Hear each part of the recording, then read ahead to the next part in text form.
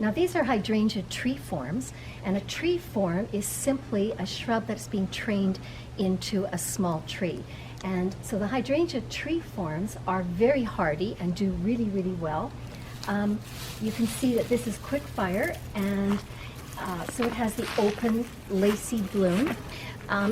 Really, they should have a very light, only a very light pruning.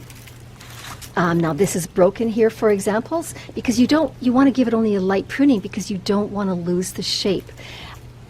So I would just prune it right beneath, right up to the first set of buds. And you know, hydrangeas also, they're kind of brittle. So, you know, they will suffer sometimes from wind damage, but here I'll just go right over there. So I'm taking off very, very little. And you want to be patient with your hydrangea because you may think you're not seeing a lot of buds, but as the temperature warms, it really does begin producing buds. Now, so these are quick fire tree forms. You can also, the limelight tree form, the limelight is not going to bloom for you until about the middle of August or maybe early August. It's definitely late season. The quick fire is the earliest blooming hydrangea. Starts to bloom about the end of June, beginning of July.